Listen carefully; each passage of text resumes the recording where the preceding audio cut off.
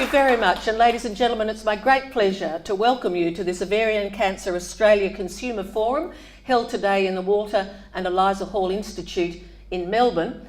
And we have collected questions from women with ovarian cancer diagnoses all over Australia. And we've put them together and we've found an expert who can answer the questions. And we're going to be speaking to a number of people here today. It's my great pleasure to introduce Associate Professor Clare Scott.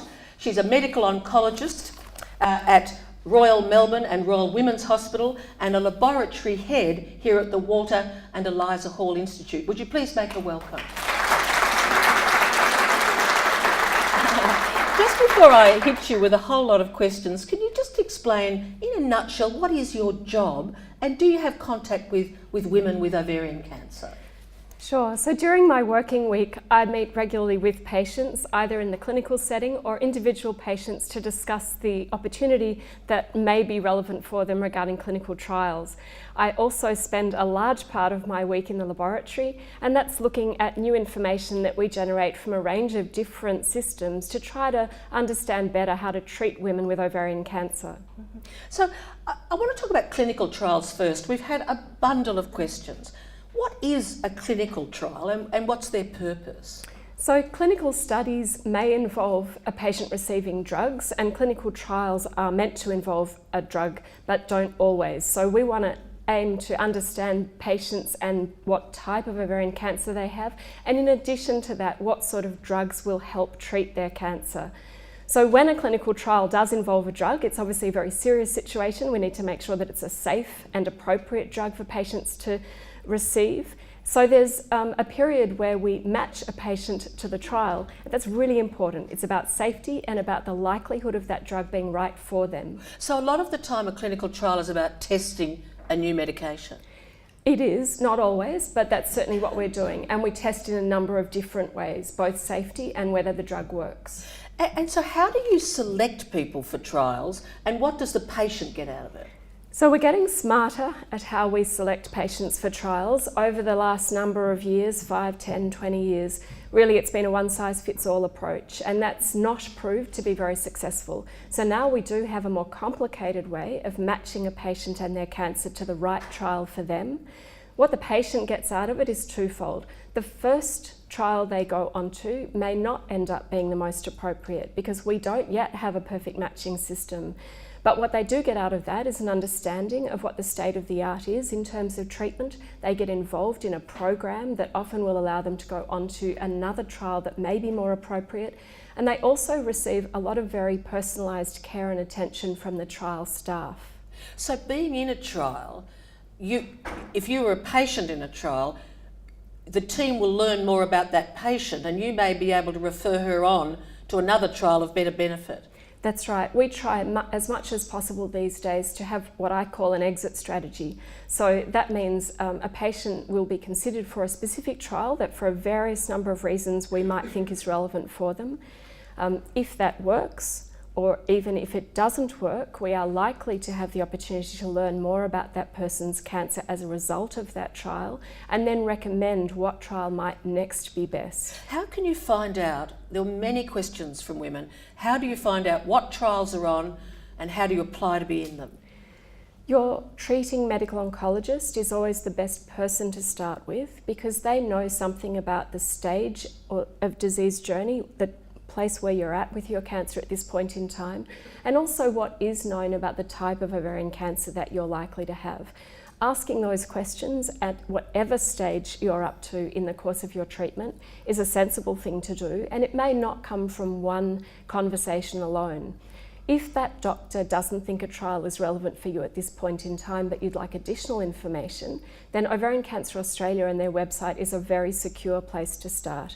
We all know what trolling the internet is like, and it's really worthwhile having a couple of sites that you know that you can rely on. And Ovarian Cancer Australia certainly will be able to point you to more specific sites that might be relevant for you. Can I just say, as someone who's had cancer, I think that last point is so important. I know we have some people newly diagnosed, and I think what you're essentially saying is don't head out across the internet. Use the gatekeepers and advice of Ovarian Cancer Australia and be guided by them where to go. So it's evidence-based and it's hopefully reassuring, or at least factual and calm? I think that's right. They're doing a lot of homework for you, so they're continually upgrading their website to make sure that they link to relevant trials and sources of information. Clearly we work in a global world, and we as trialists absolutely do that. But for you, it's really important to know that what you're looking for is here and available and now, and Ovarian Cancer Australia will link you to relevant things in that regard. Now, some people watching this on the internet will be in rural and remote parts of Australia. Can they get equal access to trials? The word equal is difficult in any context, but all I can say is that I have many regional patients on my clinical trials. So all the major hospitals have within their philosophy the involvement of regional patients, and we really go to huge efforts to ensure that patients can join our trials, and then that it's practical for them to actually be able to physically get to see us whenever they need. We always involve their home medical oncologist to make sure that there's care at the door, so to speak, and to really make sure that that's a safe process. You're here at the Walter and Eliza Hall Institute in Melbourne, and we're talking to Associate Professor Clare Scott, medical oncologist and laboratory head, about clinical trials. I'd like to turn now to questions about current trials. Bit of information in a nutshell, some current work that's being done that will give hope to women with ovarian cancer. Sure. Look, I think the most exciting new drug which is targeted to some women's cancer is the PARP inhibitor drug, and there have been a range of trials involving that class of drugs over the last 10 years. How do you spell it? P-A-R-P, PARP. So there are a number of different drugs of that sort, and a range of trials. They're not relevant for all women with ovarian cancer, but that is one of the first questions that we now ask. The next trial type of drug that's really important at the moment are the new immune therapies that you hear about. First, we heard about them in the press for melanoma. They're becoming relevant for all types of solid tumours, but again, it's a question of matching the right patient to the right drug. So for both of those two types of drugs, we now are starting to understand a bit better who they might be most useful for. Another question from women was, what about overseas clinical trials? How do we learn what's happening over there, and if there are breakthroughs we might be able to get access to? So mostly we actually do have available the large global or international clinical trials. We work together very closely with the international investigators and often lead those trials. So mostly the drug classes that you can access overseas, you can also access here once they get to the sort of a better understood stage. There will always be some drugs that are still in that earlier development stage that are not available in Australia, but we do rate pretty highly in access to drugs. And where would you get information you could trust about international trials? So again, the Ovarian Cancer Australia website is a very good filter system for you, but also talking to your medical oncologist. And most people, if their medical oncologist is not able to answer specific questions, would be happy to have you referred for a clinical trial consultation at some point during your disease journey. And that way you have access to an additional group of doctors. Within each state, there are a couple of major treatment centres, and having a second opinion is always something that any cancer patient is entitled to. Questions about new treatments. Have there been any significant changes to treatment for ovarian cancer in the past 20 years? And if so, what? We have relied on a single chemotherapeutic drug called carboplatin for a long time, more than 20 years. And that drug remains incredibly important, which is why nearly 100% of women diagnosed with ovarian cancer today still receive carboplatin at least once during their disease journey, if not many times. And in addition to that, we've had a series of additional secondary chemotherapy drugs that have also been important. As I actually mentioned before, the most important question after that at the moment is, does this person have an ovarian cancer that may respond to a PARP inhibitor? Because about half of ovarian cancers may, and we have a range of options to enable a patient to receive that drug, nearly all of which are still within the clinical trial setting. So that's the most important question that we're sort of asking in terms of clinical trials. There's another class of drug called anti-angiogenics, so these drugs attack blood vessel development, and the best known of those is Avastin or bevacizumab. There are certain indications, they're clinical indications, that indicate whether a woman should receive Avastin, and that drug is also available through your routine medical oncologist. But as we were talking about trials, I leapt over Avastin and went straight to PARP inhibitors. I mean, immune therapy is something that you should, I'm sure, all be asking your doctors about, and there will be increasing access. We can't kind of rewrite the rules for everyone to start with, but that's certainly a question to be asking. And I'm very aware there'll be people here being flooded with information, but can I reassure you that the Ovarian Cancer Australia website and booklets and the other groups they can link you to, for example, the various cancer councils around the country, have websites and booklets. So don't feel you have to absorb it all right now if you're a very new patient. Something that comes back again and again is survival rates. How are they going, and is there hope of improvement? There's always hope of improvement, particularly while we have new drugs coming on board that do work. When you look at overall survival rates, it has been slow to see an improvement because often you lose the wins when you look at larger numbers averaged together. There are a couple of things that can also alter the way survival rates might look. We may be improving survival of certain subsets, but on the other hand, we also have an ageing population, so we actually have more women living for longer from other causes, and therefore if you have perhaps more elderly women, being diagnosed who might have previously not been included in those statistics, you can get a bit of a greying of those survival statistics. So what we need to do is always be trying to divide patients up into what type of ovarian cancer does a woman have, what sort of drugs should be receiving, and are we actually impacting on her outcome? Because you're a medical oncologist, we have a number of questions about chemotherapy. Just a few more minutes left for this opening interview, but what is chemotherapy? Chemotherapy is any drug that rapidly kills cells in a rapid way. So chemotherapy are these classic drugs that we've heard about over the last 10 to 20 years.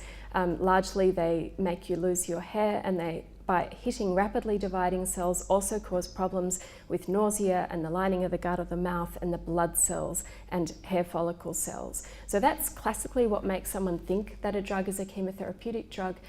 We do actually have a more broad definition, which is that any other cancer drug as well that is effective and that kills cancer cells quickly could be called a chemotherapeutic drug. We tend to call those newer ones targeted therapy drugs.